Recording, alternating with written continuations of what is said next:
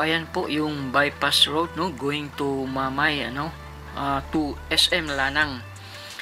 So ayan naman yung papuntang downtown. Kapag galing kayo ng airport, so pwede kayong kumaliwa dito. Ayan. So at ito naman ay going to airport. Yan. So from airport, pwede kang kumaliwa dito. Ito yung bagong alternative roads, no, na hindi ka nadadaan ng buhangin area. Yan, tingnan nyo. Yan.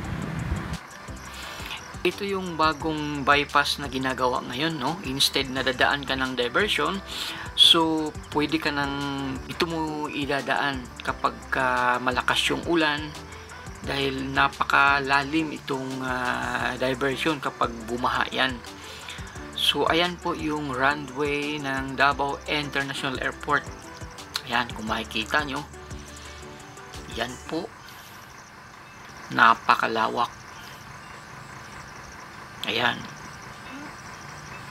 At kung makikita nyo yung mga building doon na kinoconstruct, yun ay bagong resort naman. Maya dadaanan natin yun. So tuloy lang tayo guys, pupunta tayo sa dulo, no? Tingnan natin yung susunod. So ito na po, yun na pong runway na dulo, so malapit na tayo sa airport. So tuloy lang tayo guys, at ito naman yung going to airport naman. Ayan. So kung makikita nyo yung bundok na yan, yan yung may mga antina, may building, yun ang building ni Kibuloy. Ayan. So ayan, balik tayo.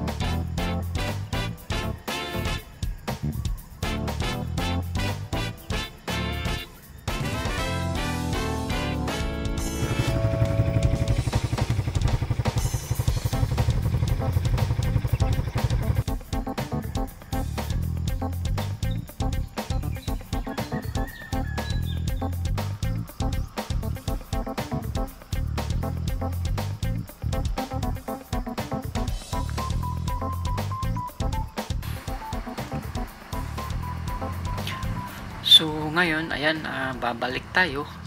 Yung dulo na yun guys, yun yung may bagong resort na kinoconstruct dyan at patapos na po. So ayan, ito na po yung resort na nasa kalagitnaan ng bypass road, no? So ayan, napakaganda ho ng resort na ito. Malapit lang din sa village namin sa Laverna. At kapag galing kayo ng airport, so madaan ninyo ito. At pwede kayong mag-check-in dito, At napakaganda at napakalawak yung swimming pool.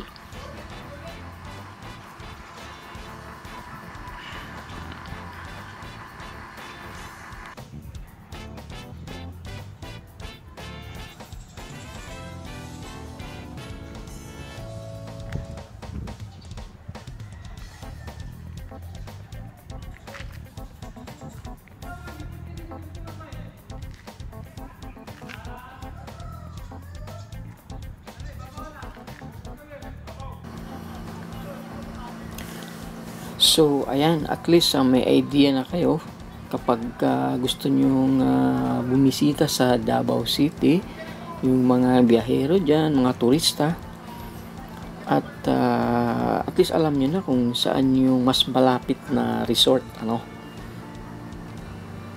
So, ito nasa kalagitnaan ng bypass road. Papunta man ng airport or palabas ng airport. So, madaanan nyo ito. So, yan. Napakaganda ng location at napakalawak yung swimming pool nila. Yan, oh. Yan. Napakagandang resort. Napaka-relaxing, no? Ano sa nimo human ba? Ano sa kanimo human? December? Manuman na ni pero di lang ma-open kay pandemic. Tama no. Naraw min di sa likod gud laber na. Oh, wala yung ingon lang na ingon kung naknalo gwapo resort to.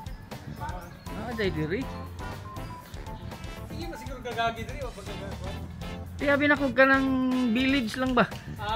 Ora gwapo. tama ka na ng class no. Oh. So, ayan po guys, maraming salamat sa inyong panonood at huwag kalimutang paki-like naman and subscribe sa aking channel para updated kayo sa mga bago kong upload.